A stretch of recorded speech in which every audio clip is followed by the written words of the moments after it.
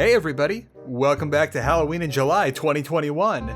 We're spending the month of July sealed inside of our homes, playing a bunch of spooky games to try and forget about the spooky reality we live in. Make sure you get on over to patreon.com/charlatanwonder, where on top of all the benefits that you get for becoming a member, anyone who pledges at least $5 gets a special IndieWeen card delivered right to their domicile to commemorate our summer of constant terror.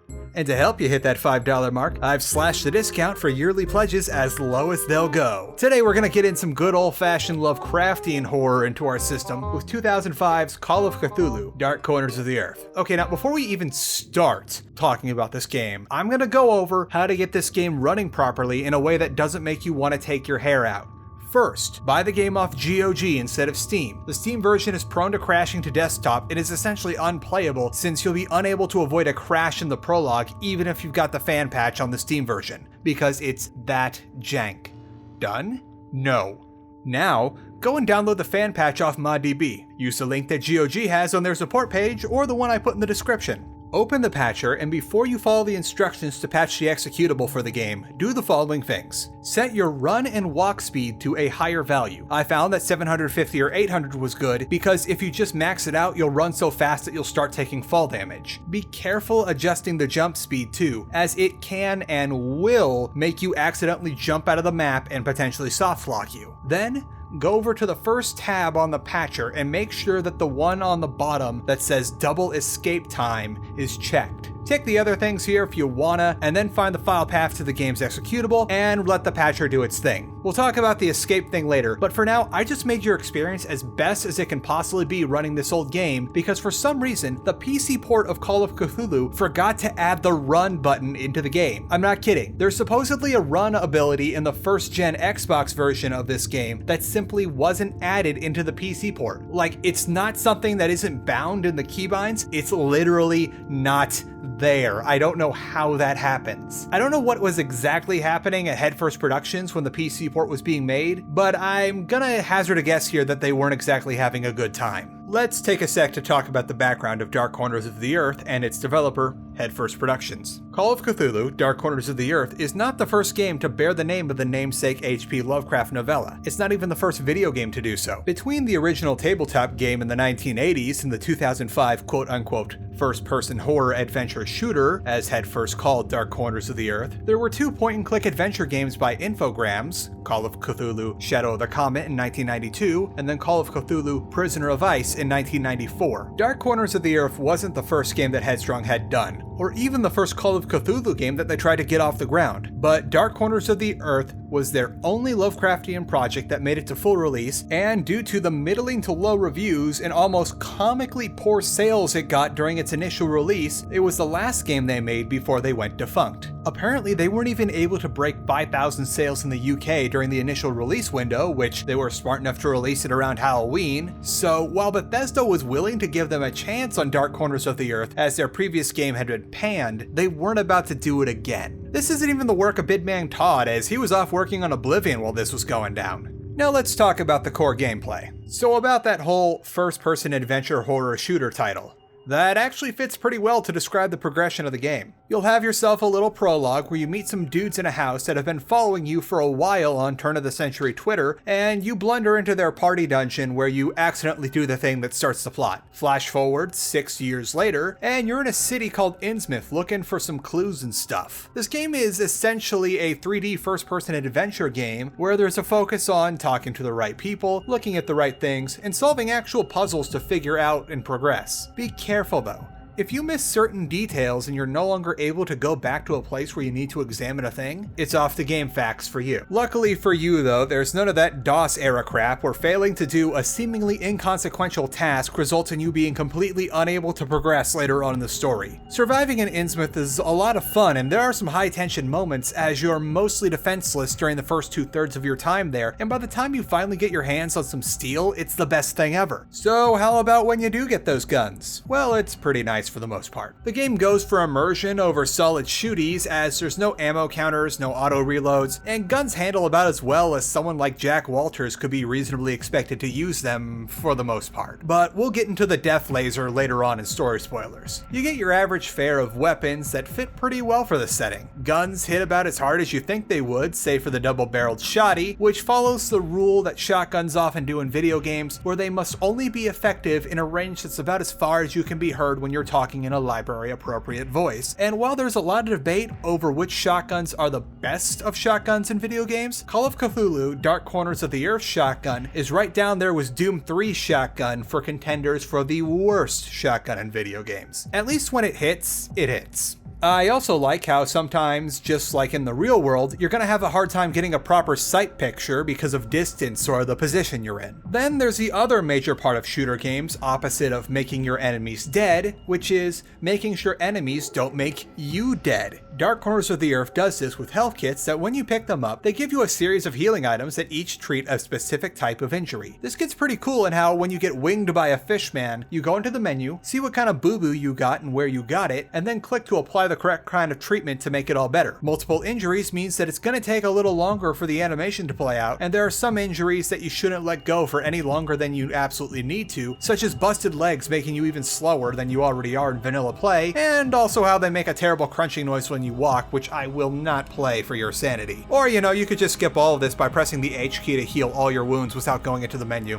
It's whatever. The other thing that you'll need to keep track of is your sanity. You do this by trying to not look at dead bodies or fishy things for too long, or avoiding having them in your line of sight altogether. If you do look at the spooky thing for too long, you'll start getting all wobbly and you'll have a hard time getting around. Walter will also start whispering about terrors and things coming to get him, which is a nice touch until you hear him give a default reading of a line without missing a beat, as if he wasn't soiling himself not even a second ago. The voice acting here is pretty decent and even good in some places, but based on what they had to work with, I don't think they had time to do two entirely different sets of dialogue for the cutscenes for spooked and not spooked, and maybe that wasn't something Headfirst was capable of pulling off. Unfortunately, the game falls apart towards the end for reasons that can't really be fixed with a fan patch. It took me about 13.5 hours to go from intro cutscene to the end of the credits. Of those 13.5 hours, a little under 5 were spent in Innsmouth, then 3 at the Marsh Refinery, and then the rest of the major levels in the game all had 1 hour or less spent in them, save for the very last level, the air-filled tunnels. According to my footage, I spent a little under 2.5 hours in there,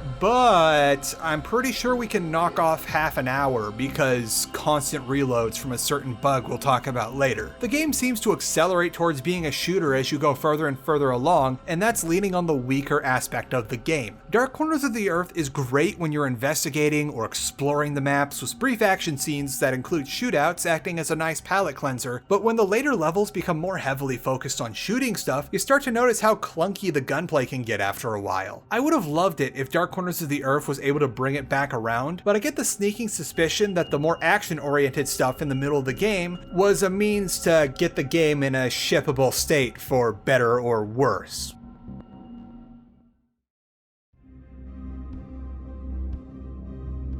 Now how about them spookies? Well, I gotta be honest here, it's only kind of spooky in the beginning, and as the game progresses, it loses more and more of that suspenseful feeling as you reach the end. Early on in the game, there's this feeling of suspense as you make your way through Innsmouth, and the locals seem to be very unfriendly for some malicious reason.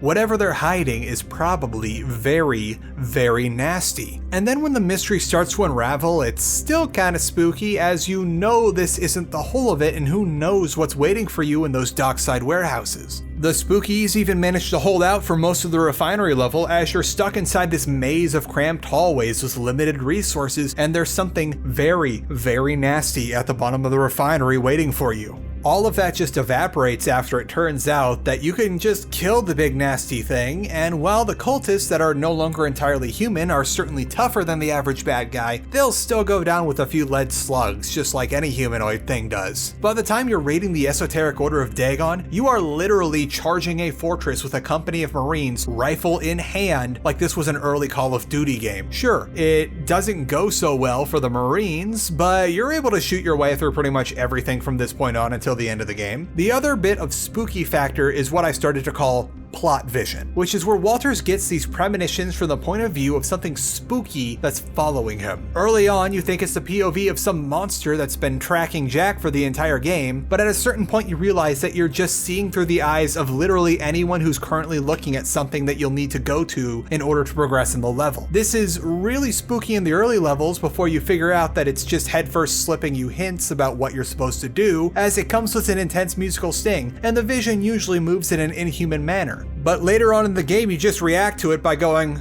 oh, so that's what I'm supposed to be looking for right now. If it wasn't clear already what causes Dark Corners of the Earth to go from kinda spooky and seemingly laying the foundation for bigger spookies later on to not spooky at all despite the stakes being continuously raised, the fact that we go full shooter mode and kill everything that moves towards the end of the game isn't helping things. Yes, I know stealth is an option that's mandatory in some places and perfectly viable as its own thing in others, where you could have a shootout if you wanted to, but it's usually not the best option by a long shot. Playing in stealth often means you'll have to miss out on various save points that are only accessible if you were to kill some bad guy standing in front of it, which would inevitably draw the attention of every other bad guy in the area. And also thanks to how you move even slower than you already did when you press shift to activate sneaky mode. It can be positively tedious to sneak around in Dark Corners of the Earth, especially since that it would seem that when you aren't in sneaky mode, fishmen can see you around corners and through some solid objects, but once you press the shift key, they lose their ability to have object permanence and they have a field of vision as if they're looking through a toilet paper roll, which means that stealth, while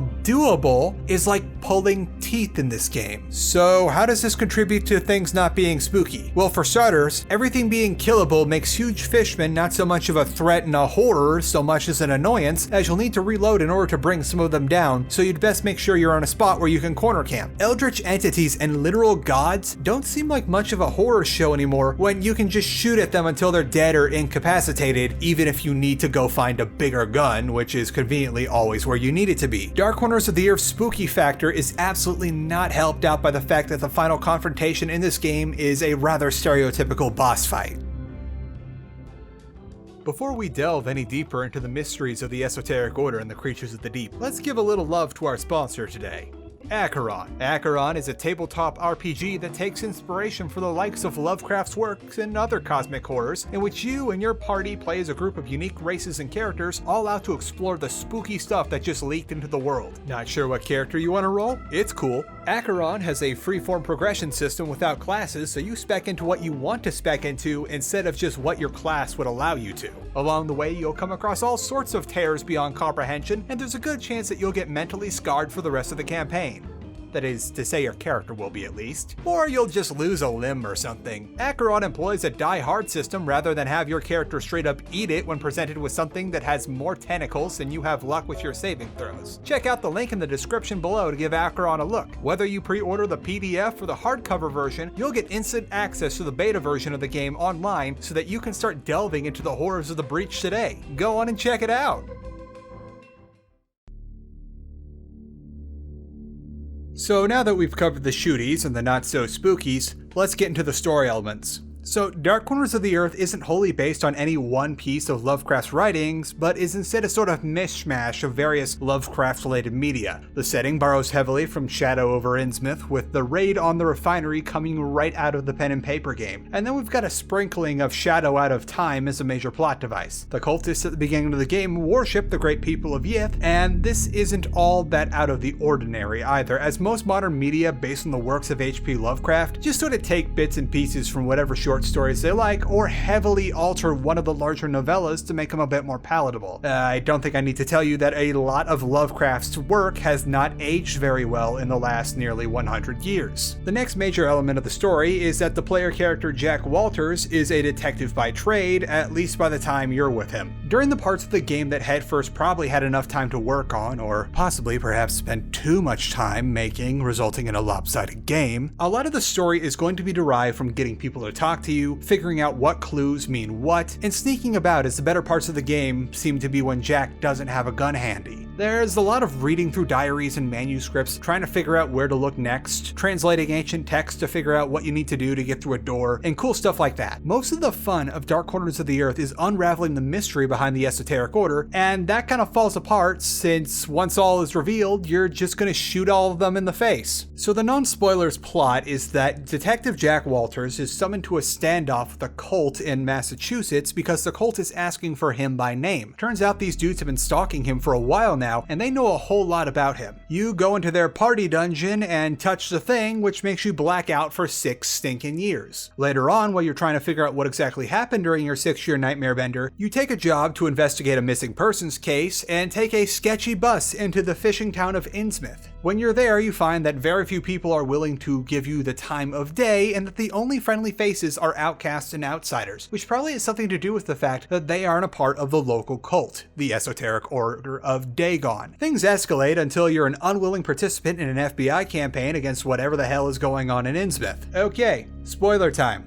You know what to do. So basically the Innsmouth arc of the story mostly follows Shadow Over Innsmouth, except instead of being a curious traveler, you're a dude with a bunch of guns blasting fishmen and shoggoths in Innsmouth and the refinery run by Obed Marsh's grandchildren. After that, you charge across the Miskatonic River to storm the Order of Dagon's fortress, where you play a very frustrating game of tag with a deep one, and then just shoot everything that moves. Along the way, you're helped out by your mysterious ability to see through the eyes of things that mean you harm, which makes it near impossible for someone to get the drop on you, unless the plot needs to take away Jack Walters' weapons. In your pursuit of one of the brothers Marsh, you get swept into the ocean when a smuggling tunnel you were chasing them through collapses, and you are conveniently picked up by one of the naval vessels that is leading the literal siege on the Esoteric Order of Dagon's temple. It is now en route to Devil's Reef in order to back up a submarine that stopped communicating with the fleet whilst attacking some sort of fortification that Esoteric Order has on the reef. Fishmen attack your boat, but despite having a literal god backing them up on their assault, you and a handful of sailors are able to just shoot them into chum. The boat level, by the way, is a lovely example of level design to make a small space seem more expansive, but it does still end with you literally killing the Dagon that the Esoteric Order of Dagon worships, because this is a video game and we need a boss fight.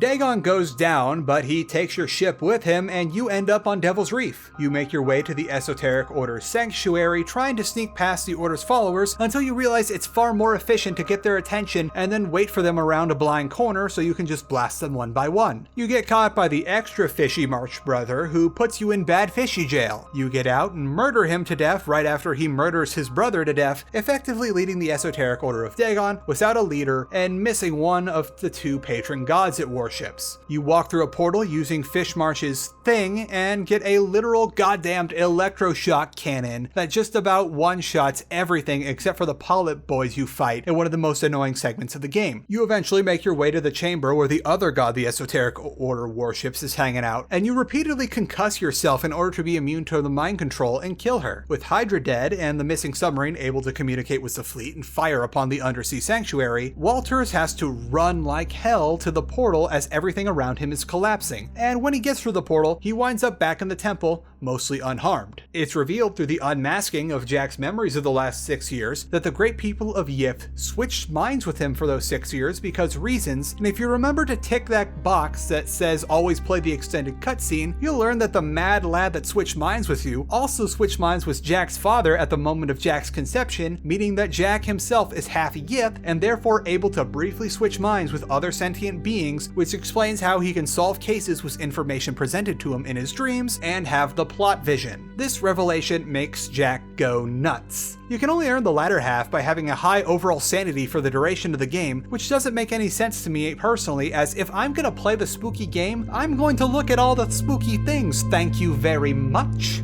So now that we're in the spoilers, I can talk about the worst part of this game. Remember how I told you at the beginning of this video that you needed to tick a box in the fan patcher that doubled the amount of time you got during the escape sequence? That's necessary if you want to be able to finish the game. Remember how I talked about how the devs forgot to add running function into the PC for this game? Well, while that's a massive inconvenience for you and everything up to the end sequence, during the end sequence, that's a game-breaking bug. You see, in order to make it out of the collapsing tunnels in time, it's assumed that you're going to be running, as that would make perfect sense in that situation since there are no enemies to be encountered after defeating Hydra. Since you're unable to run in the PC version, it is quite literally impossible for you to make it to the portal in time, and the farthest I was able to personally get was walking through the door that's blocked off for the entire level up until now. I didn't know about this and got stuck failing the end sequence over and over again, trying all the tricks people suggested on the forums, between running the game at 800 by 600 to turning off anti-aliasing to running the game in Windows 98 compatibility mode, but it turns out that the issue is a fundamental flaw with the game, which is only fixed by modifying the executable through that fan patch. For the love of all that is video games, if you are going to play Call of Cthulhu Dark Corners of the Earth, please install and run the fan patch before you get started.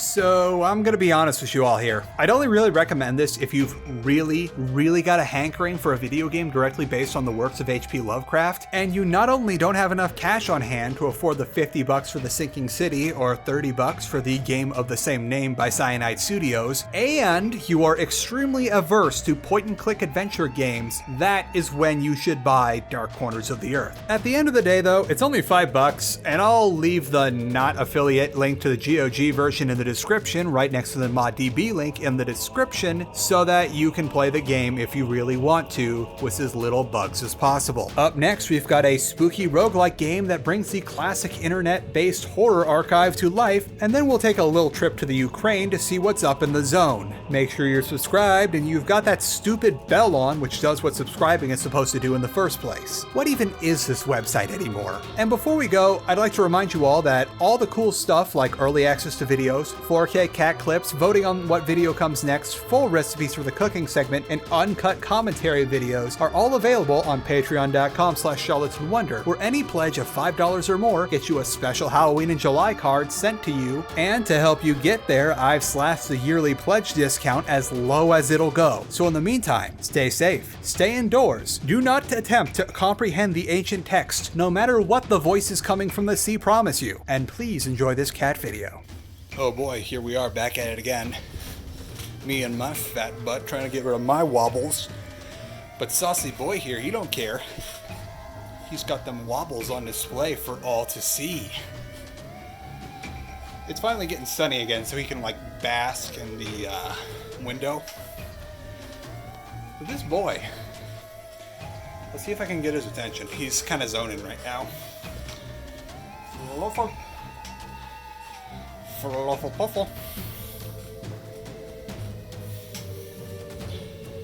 That's not working. I don't really have any. Oh, I have something over there. Yes, I can use this. Oh, do you want to exercise now? Do you want to exercise now? I think we're still in the investigative phase. I also thought this was in reach the whole time.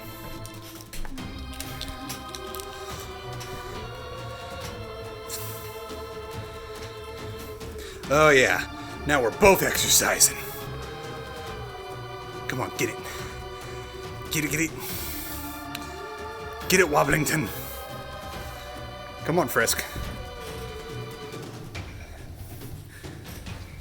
Oh, whatever, I'm going back to watching Northern Lion.